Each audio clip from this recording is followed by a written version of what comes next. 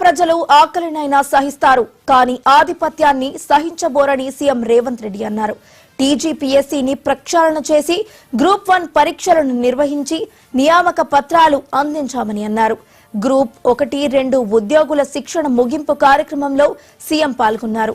ఈ సందర్భంగా మాట్లాడిన సీఎం ప్రభుత్వ ఉద్యోగాలను అమ్ముకున్నామని కోర్టులో లీగల్ లిటిగేషన్ పెట్టారని, రాష్ట్ర ప్రభుత్వం ఒక్క తప్పు కూడా చేయలేదని అన్నారు. బాధ్యతాయుతమైన పదవుల్లో చేరుతున్నారు. ఉద్యోగ విరమణ రోజు వరకు ఇదే స్ఫూర్తితో పనిచేయాలి అని సీఎం రేవంత్ రెడ్డి దిశానిర్దేశం చేశారు. వాళ్ళ తరఫున న్యాయస్థానాలలో కొట్లాడతాను అని చెప్పి తెలంగాణ స్టేట్ హైకోర్టు నుంచి సుప్రీంకోర్టు వరకు మీ పక్షాన మీకంటే మీరెంత నిబద్ధతతో ఎంత కష్టపడి సాధించారో గుర్తించి ఈ ప్రభుత్వం మీ పక్షాన నిలబడ్డది. న్యాయస్థానాలలో మీ వాదనను బలంగా వినిపించడం జరిగింది. సింగిల్ జడ్జి దగ్గర మీకు వ్యతిరేకమైన నిర్ణయం వస్తే డివిజనల్ బెంచ్లో అప్పీల్ చేసి మీ పక్షాన బలమైన వాదనలు వినిపించి అన్ని న్యాయపరమైన చిక్కులను ఛేదించి ఈ రోజు మీరు మీ తల్లిదండ్రులు కన్న కలల సాకారం చేయడానికి మీతో పాటు ఈ ప్రభుత్వం కూడా సంపూర్ణంగా కృషి చేసి మీరు తెలివైన నైపుణ్యం కలిగిన క్రమశిక్షణ కలిగిన అధికారులు అవుతారనే సంపూర్ణమైన నమ్మకం విశ్వాసంతో ఈ ప్రభుత్వం మీ పక్షాన నిలబడ్డది. ఒక అధికారి కావడం అనేది ఒక జీవితకాల లక్ష్యం. ఒక అధికారిగా గుర్తింపు గౌరవం పొందాలి అనంటే మీరు 30-35 సంవత్సరాల మీ సర్వీస్ కాలంలో నిబద్ధతతో పనిచేయాల్సిన అవసరం ఉన్నది.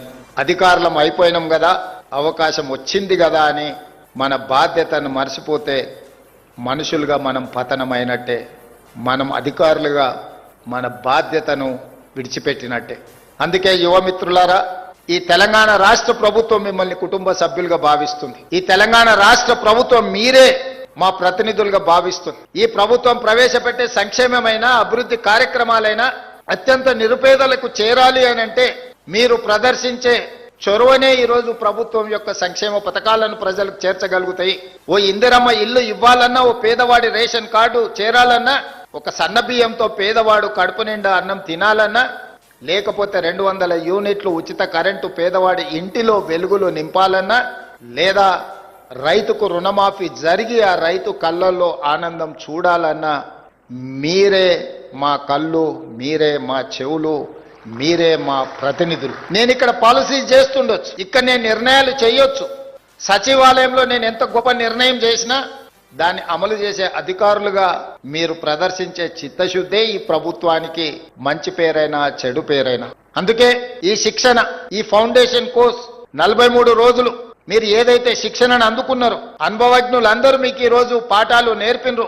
ప్రొఫెసర్ పాండ్ రంగారెడ్డి గారి నుంచి మొదలు పెడితే గోపాలకృష్ణ నాయుడు గారి నుంచి చాలా మంది అధికారులు, జాతీయ స్థాయిలో పనిచేసిన వాళ్ళు, ప్రైమ్ మినిస్టర్ దగ్గర కలిసి పనిచేసిన వాళ్ళు, స్టేట్ గవర్నమెంట్ తో కలిసి పనిచేసిన ఉన్నతాధికారులే కాకుండా ప్రొఫెసర్ నాగేశ్వర్ లాంటి వాళ్ళు కూడా మీ దగ్గరకు వచ్చి వారి వారి అనుభవాలను చెప్పడమే కాకుండా మీరు భవిష్యత్తులో ఏ విధంగా వ్యవహరిస్తే మీ గౌరవంతో పాటు ప్రభుత్వం యొక్క ప్రతిష్ట ఏ విధంగా పెంచొచ్చో మీకు సంపూర్ణంగా వివరించినరు, మీరు అర్థం చేసుకున్నారని నేను భావిస్తున్నా. ఈ రోజు మిమ్మల్ని కలవడం మెకానికల్ గా నేను ఇక్కడికి రాలేదు.